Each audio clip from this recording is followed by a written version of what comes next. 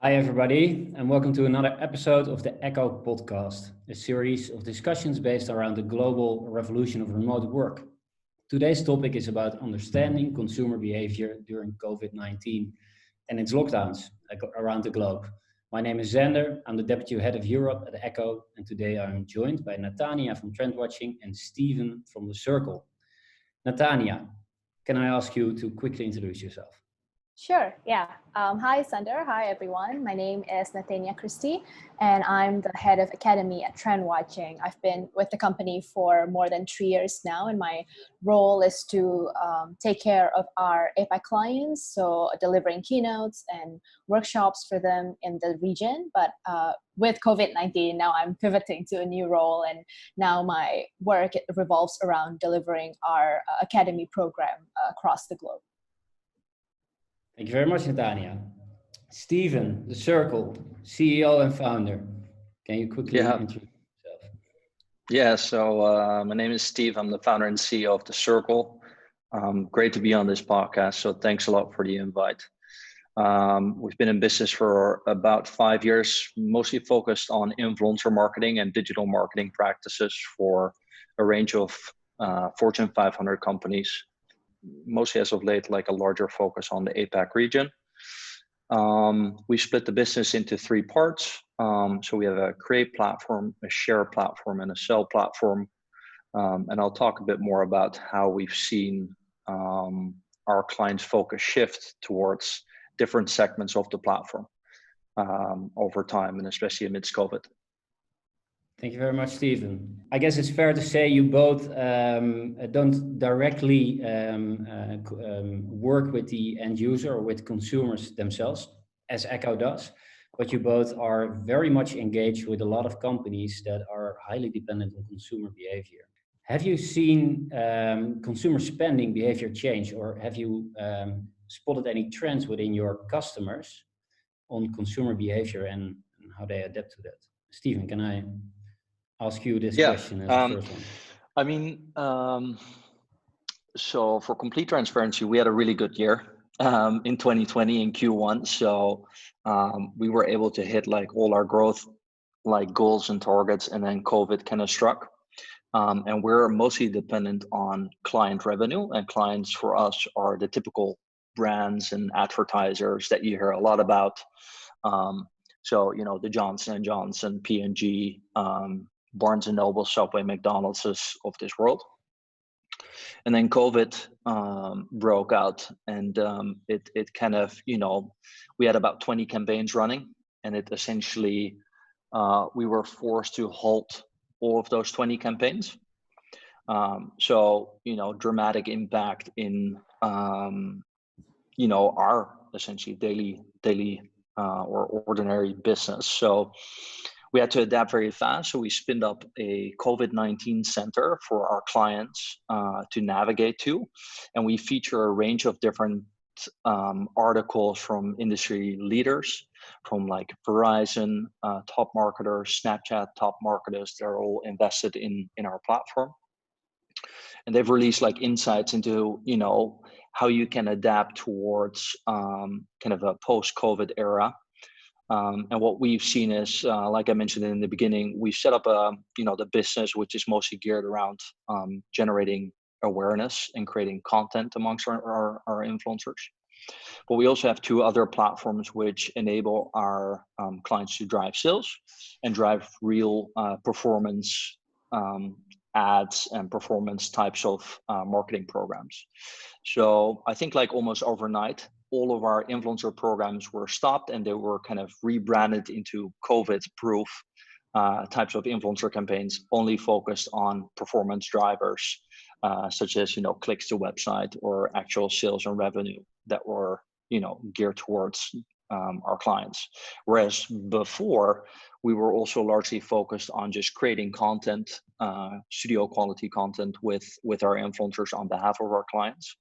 So that's really been like a dramatic shift in, you know, consumer behavior that we've seen at least in the last 2 months.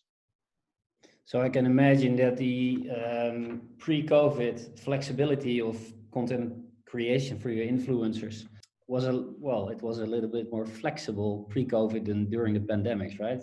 Travel, hospitality, these are all settings that these influencers like to use, I can imagine. Yeah. How did you No. how do you spot any trends in their behavior and their surroundings in creating that content? Yeah, for sure. I mean, one of the most obvious trends that we saw, like huge, cuts in rates that our influencers were charging, close to 50%. So I think a lot of, especially creative talent, most of the time I already find them undervalued for the type of content that they produce, but now they were even willing to settle for a lot less just to, still keep, a job, and still keep like some momentum going. And what we also saw was that after about 4 weeks of time, about 7 or 8 campaigns were spinned back up, but they were rebranded towards like the COVID theme. And we had a huge influx of creative talent like apply for those types of campaigns, like thousands and thousands of people from all across the globe. I thought that was really good to see.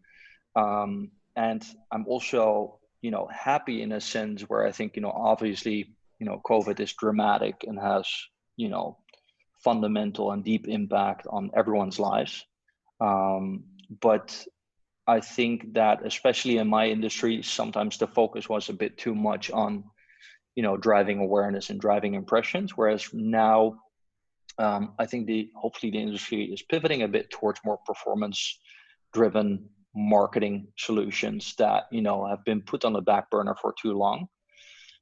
So yeah, I really hope that they'll be put forward. And I think we're lucky enough to have invested a lot of time to really, build a business that's robust enough to also withstand these types of crises. So that's kind of where we're coming from. That's very interesting. Thanks for sharing. Natania, how does that relate to trend watching and trend watching's customers?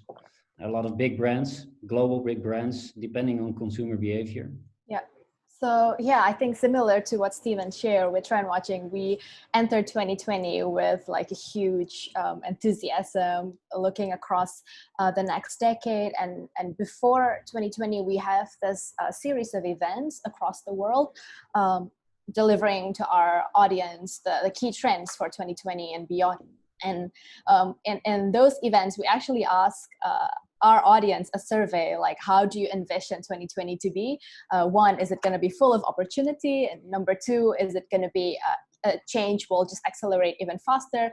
And then among those options, the last one was, we will see the end of humanity. And people in general, they were super enthusiastic, and their response were mostly positive. Only 7% actually say that they will see the end of humanity. And so it's funny because we were like preaching about those responses all across our events, and then only a few months later, I guess those 7% were right in a way. So yeah, with trend watching, our business revolves around inspiring our audience and giving them insights into what consumers will want next. But we don't actually, for a bit of context, we don't actually ask the consumers. We don't do primary research, but our approach is a little bit more counterintuitive. So we actually watch businesses first. We look across global markets, across 16 different industries for innovations.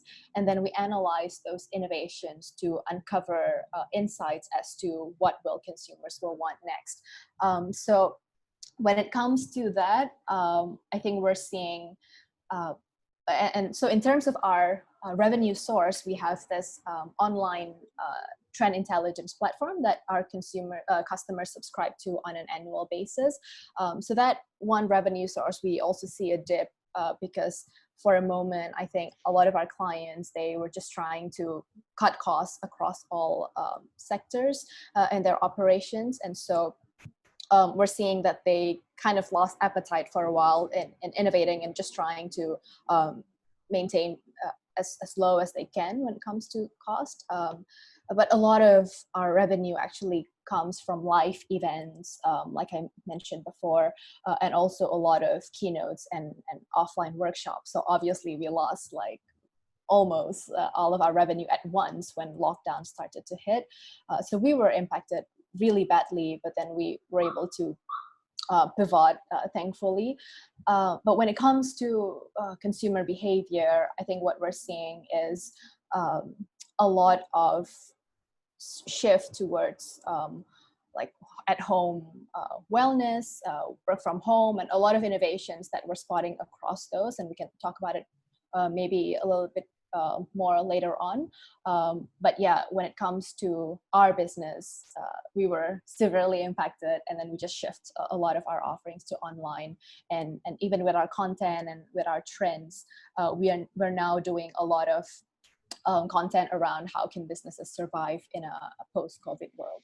Yeah. So obviously, I, as a person, used to visit a lot of conferences as well around the globe, and well, this instantly stopped. The invites didn't stop, funnily enough. So everything shifted to an online thing, and I guess we, as a employee or a consumer, the online communication, especially working in a global company, big or small, we all three work in global companies. We are pretty used to working online and doing these Zoom or video conference type of meetings. But having to shift from your day-to-day in the office online meeting to doing this at home, I guess the difference between the weekend or the evening and your work, it's kind of disappearing, right? Especially when you got your kids at home as well. Funnily enough, now everything is slowly rolling back again, depending on the region, depending on the industry as well. Yeah, I'm curious what type of things will stick around as well, right? So if you look at the three big banks in New York, Manhattan, if I'm not mistaken, Barclays, JP Morgan, and one of the other top three, they all announced we're not sure our employees will go back to the offices ever again, which is insane, right? I mean, it's interesting. I'm not saying it's bad, but it has a huge impact. It might have a huge impact. Hospitality, public transport. I'm And curious hopefully for the better. Hopefully for the better, but it's a bandage to pull off nonetheless, right? A lot of other industries will be influenced by this. I'm expecting, at least. So, Natania, pivoting products to this new normal, so to say. I know that Trend Watching also started collecting not only trend innovations, but specifically COVID innovations. Yes. What are some mentionable COVID innovations that you've seen coming in? Oh, that's a lot. We tracked 700 right now already. But I think one of the biggest chunk of the innovations are all about supporting consumers and people to generally thrive working from home, but not always related to their work situation, but even to managing kids at home, for example, for parents who are struggling, or even just with the blurring of boundaries between work and just life in general. How can consumers stay sane? And we cover that a lot in our trend called the burnout. There's a lot of interesting innovations from a farm, for example, that offers their goats to come into meetings. So they call it go-to-meeting. So if employees working remotely, they have different meetings at Zoom, one of the person could arrange for a goat to come in. We also see another example of, that's quite interesting. It's called work from home jammies. So you have like top half of your outfit as a shirt, but then the bottom half is like pajamas. So then you can work from home like very casually. There's in Japan, we saw this innovation from a rental company that so they're like the Airbnb of Japan, and what they do is they converted their rental space into a getaway for a couple who might have tension at home because they're working there all the time.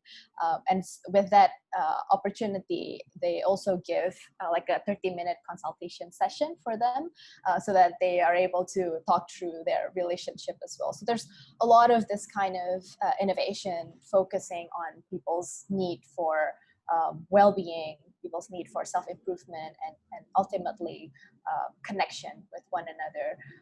Tons of interesting tons of creative, fun innovation that helps us to really embrace this new normal, because I think it's not going to go away in a short while. Yeah, this is going to be the new normal when it comes to work. And the interesting thing is, well-being is one of the most important things, right? Yeah. Relating to your point that you just made, and needing to shift to something people are not used to. How do you do a burnout when you work from home non-stop, right? But interestingly enough, if you look at some reports that are out there done by, for instance, McKinsey, you see that the actual consumer spending goes to food and entertainment, right? So basically your Netflix and your grocery delivery, instead of care. And that baffles me. So on the one hand, the mental health is one of the most important things, and you still see a lot of innovations in that, as you just mentioned, trend watching and spotting. And on the other hand, the consumers are not too sure. The spending is going down. A crisis might be coming up, as the experts note, but people spend not in the well-being direction. That's an interesting take, right? You know, also towards your earlier point, I used to make like 40 to 50 flights a year. You know, obviously couldn't make those, so I'm like packed with KLM and Delta vouchers. So that's been a huge impact on my life, because I don't have to travel through time zones anymore. Obviously, you know, you can't like visit physical stores anymore. So I think also like a lot of the consumer spend obviously has shifted towards online. So I think that's a trend that has been accelerated through, you know, the entire situation that we're in. And just like digital service overall will likely become a lot more predominant in, you know, the foreseeable future. And that may sound a bit weird, because for me, I was already so like, you know, set up similar to what you just described with, you know, platforms for communication with all of our employees here, because we have different people in different, you know, parts of the world, task management systems. And then funny enough, you know, it's interesting to see that everyone is just equipped so well to work from a distance. So you gave an example with the banks that have said like, okay, you know, chances are you can work from home, but there are companies such as Twitter and Square that have gone way beyond that and said, listen, you guys can work from home for the rest of your lives. So, you know, it's fundamental shifts like that, where I think that people never expected their employees maybe to work from home and be as effective and efficient as they would be from an office. But fact of the matter is that it's actually true. You know, we see that our employees are actually more effective. So we try and give them more free days. We just say, listen, you know, coming Friday, take an extra long weekend. Or we see that, you know, it's great weather in Amsterdam or in New York, just take, you know, the day off. Because I think like putting rewards in place that help incentivize your employees, especially during these times where, you know, you're missing the social aspect of working together, which is a big part, you know, of your job, is equally important as just dealing with, you know, the situation of like being almost always on, bombarding questions to, you know, your team on WhatsApp, rather than, you know, using a platform such as Eko, for instance, to, you know, converse with your customers. I think that's something that, you know, being an employer myself, I want to be very careful with, and making sure that people can still separate their private from, you know, their work lives. Yeah, I just this morning spent 30 minutes commuting, first time in 2 months. I need to do another 30 minutes on my way back later today. That's an hour. Are you Gone. out of lockdown already? Sorry? You're out of lockdown already? So no, I live in Amsterdam. The Netherlands is not out of lockdown, but we are slowly rolling back. The working from home has not been mandatory, but it has been a very strong request. Yeah. For this session, I wanted to have some quiet time without the kids running around, so I chose to go back to the office once more. But that's an I'm hour, also in the office. and it's gone. The both of you, how did you internally cope with engaging with the employees and colleagues? Natania. I guess for trend watching, it's different because we have always been a remote company. The bulk of our team stays in London and Amsterdam, but I sit in the Singapore office, and we are a lean team, and we correspond a lot with New York, London, and Amsterdam. So we're pretty used to working remotely. Although now with a lot of pivots happening internally and a lot of different restructuring within our team itself, people are now given different arrangement. Some are becoming freelance, some are now on commission basis. So I think personally coping with all of this change has not been easy because it's now a different way of working with our colleagues, and we have to see some of our colleagues go. But I think internally we are excited for the new pivot and the way that the strategy that we have come up with to set ourselves ahead in the next few months and beyond. But yeah, it was hard, and I think it was really hard for a lot of people as well, with massive layoffs and just the economy. Where is it heading in general? But when it comes to remote work, I think it's the future. So that part wasn't that hard for us in trend watching, at least. And Stephen, any tips and tricks? Yeah, I mean, yeah, well, we so my partner and I, we run the business collectively, and when all hell broke loose, essentially, we informed our employees with like weekly emails, because we had to let go of some people as well. The majority of our team is based out of Amsterdam, so a large part of our workforce is protected by the measurements that the Dutch government announced. But we tried to be as transparent and as open as possible, and also told them, like, listen, this is our cash reserve. This is how long we can deal with a zero revenue situation. Lucky enough, we're not in that situation, but still. And we want to keep you guys updated as frequently as possible. The new normal for at least the coming 4 to 8 to 12 weeks will be working from home. So we don't want you guys to go into the office.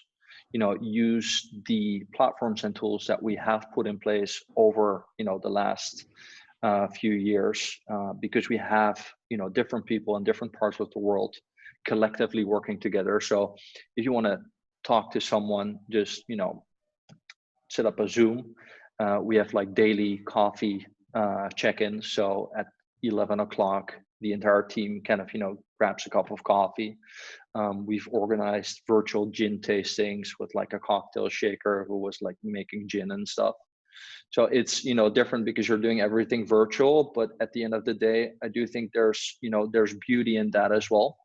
And people also, like, you can feel that employees really want to have that social aspect of their job, right? It's more than just coming into the office, putting the work in, and then leaving again, especially in the culture that we've tried to build. So maintaining that was essential to, myself and my co-founder. But I think what has been absolutely great is that, the team has been invested into keep doing their job really well, keep performing. And that's also something that we've really been able to track through, for instance, products such as Asana.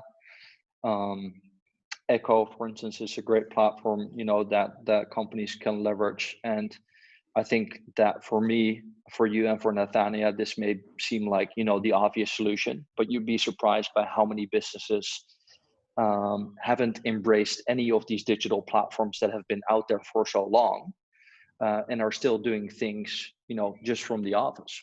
And at the end of the day, it's the 30 to 50 personnel type of companies that are, that take 80% of, or drive 80% of our economy. So giving them the toolkit to also be able to work remotely and deal with your employees in an effective way where they're, because some employees are not set up for to work from home. They may not have like an extra screen that they can work from, or a computer or a keyboard, or it's those little things that I think can do, that can really like contribute to making sure that your employees are happy and healthy and safe, which, for us is the most important thing.